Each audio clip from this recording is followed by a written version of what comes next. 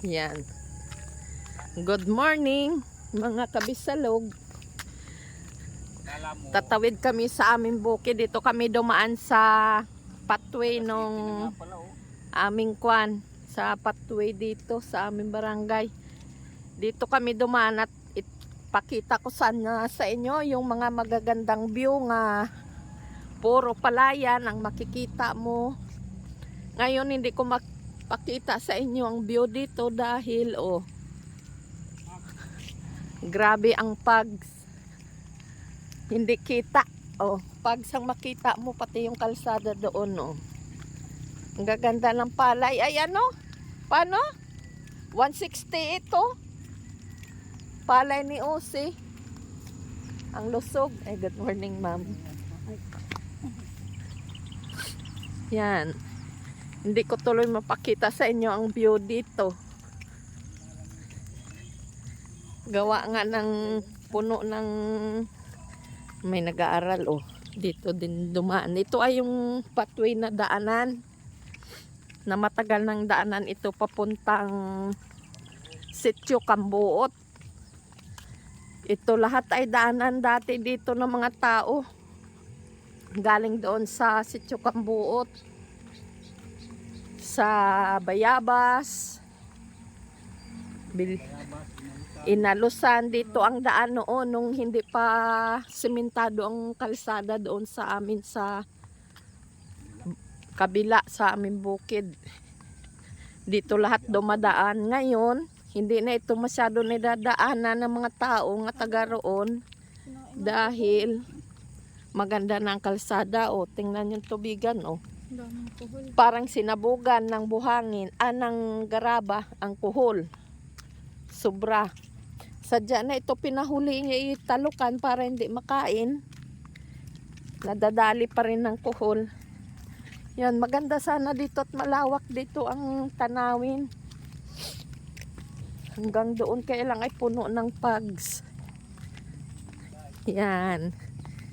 Papasok ang mga estudyante. Late ka na.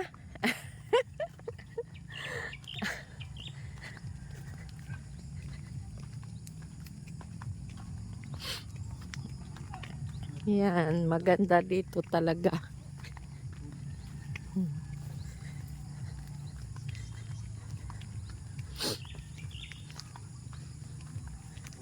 Lakad-lakad kami, exercise kami. Magbanat-banat ng aming tuhod. Ay, may nalasing yan dito. Dinaanan Pinaglugmukan ng lasing-lasing, siguradong dumaan dyan.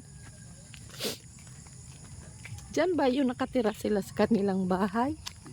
Joma?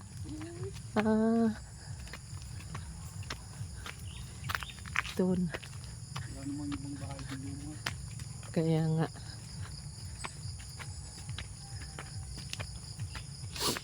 Inayos na pala itong pathway. Tagal na baga. Hindi ka yung pagdaan ko dito, huling daan ko dito. Tagal na na. Yun pala ang bahay ni Ganito. Dati nga daanan pathway. Ang liit. Grabe ang tugtog sa tugtogin ni Jason. Yan, ganitong daanan dito sa isang shortcut namin na pathway. Lusot doon sa aming bukid. Diretso na kayo dito ka. Oo. Iikot kami mamaya. Parang malumot Nako! Walang pasok. Hi! Triplet. Kumaya hindi nga nag-post. Ang triplet. Dalawa na lang. Andun baga sa sa kamag-anak ni Joy baga paampon nila doon, bagong anak pa lang.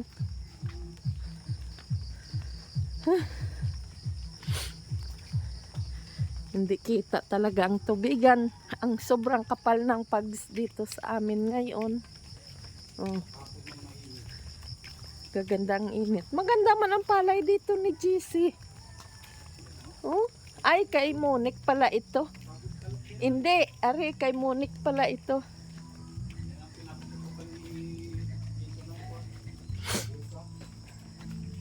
Ito oh, maganda naman na, wala nang bawas. Ang unang talok dito sa ito.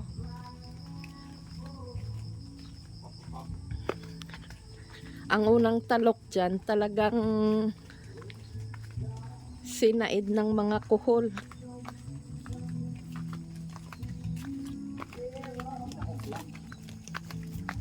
Dito. Bo, ang unang ako nito, naglabas ng bunga. Yan, ito.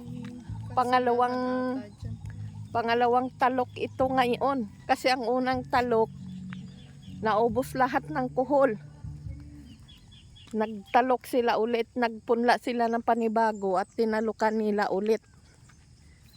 Yan. Bagong kwan. Ito naman, tingnan nyo oh. Hinilitan. Tapos yung unang talok, ayan na, labas na ang bunga. Hindi sabay-sabay ngayon ang nung palay. Hindi sabay-sabay ang paglabas ng bunga. Yan, hindi nakita doon na ngamin o hindi namin makita sa sobrang kapal ng pags.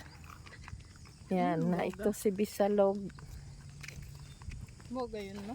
Oo, naglalakad.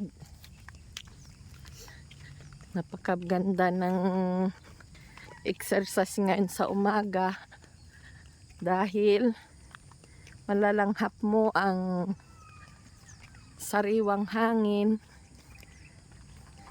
na may kasama ng pags. Yan. Kasama ang pags sa nalalanghap na init nga hangin. Oo, talagang ang palay ngayon.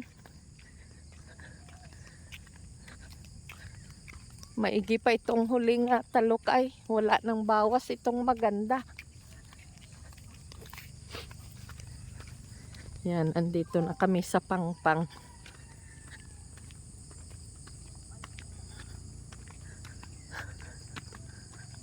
Ano na kami dito?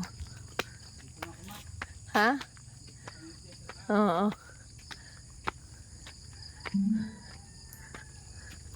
Dito na kami. Hintayin ka na lang namin dito, magpapakain ka man lang Diyan na shortcut si Master. Papunta doon sa aming kubo.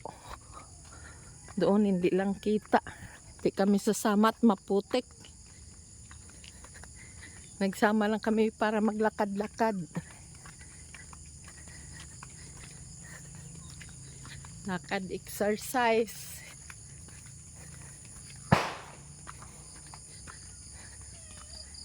Dito manipis-nipis ang pags ngayon dito. Mataas kasi dito nga lugar.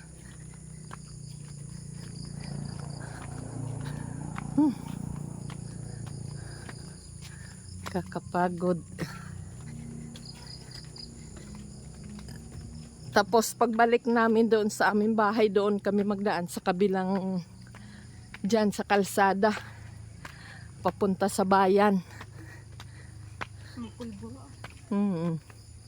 Yung mga pinaputok ni Jason. Kakahingal ang ahon din Yan, nandito na mga bahay-bahay. Nandito na tayo ngayon sa sitio Kambuot. Nakarating din tayo din Paglalakad ay.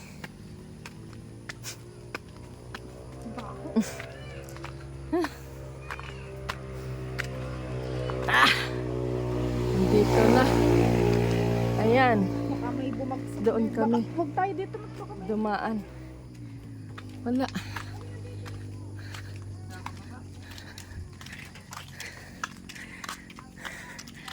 Papasok na si Jimuel ah. Jimuel. Papasok ka na. Si Jimuel. Yan, sarap ka. Tingnan ko yung mga tinabunan ko pala doon sa kalabasa ni Kuya Mujer. Ito ng aming munting bodega. Maliit na bodega. Hintayin namin dito si Master. Ang kapal ng pags talaga oh. Hindi kita yung ano, yung daming nadaan dito. Hindi kita yung sikat ng araw. Ayun oh.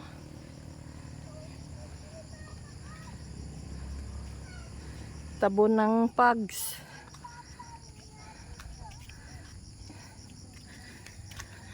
Dito sa amin, niyugan, sa ilalim ng niyugan namin. Uy, kanina pa yung gising. Yun. Walang pags. Punta tayo doon kay Tita Mulen. Tara. Baba na. Una. Pupunta kami doon sa aking hipag. Sa bahay ni Ate Lynn. Oh! Nakakagulat kay may lawa. Oo. Wala na. Lakad na. Parang buhok mo basa ng pags. Ay, sa akin pala ganun. Wala. Sa akin pala basa din. Walang ba? Wala ah.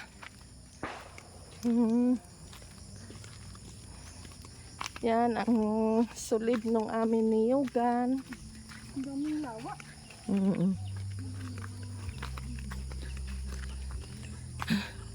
Manok natin yan oh. Ay, bakit dalawa lang yan sisiw niya? Nasaan ang 5? Ayun pala. Hindi gising na yan. Sila pa Tita Mulen. Oh, grabe pa eh. Hindi Tabang ako na. gising na. Oh, bukas ng kanilang ang kubo ng aking hipag. Papasyal kami. Hindi natin alam si Papa na. At si Master na andoon. Sigawan natin. Lakad-lakad kami. Exercise. Takot sa akin din yung Yan. Ma. Ha? Takot sa akin din yung pado. Nananalpok daw yun sabi ni Tita Mulen. Takot sa akin yun. Marami pa nga. Ha? Marami pa. Bukas na. Lumauna.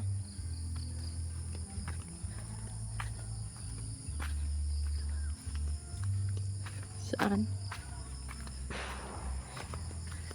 Itong aming dating hukay. Yan. Igiban lahat. Igiban lahat yan ng mga tao-tao dito. Bukas baga.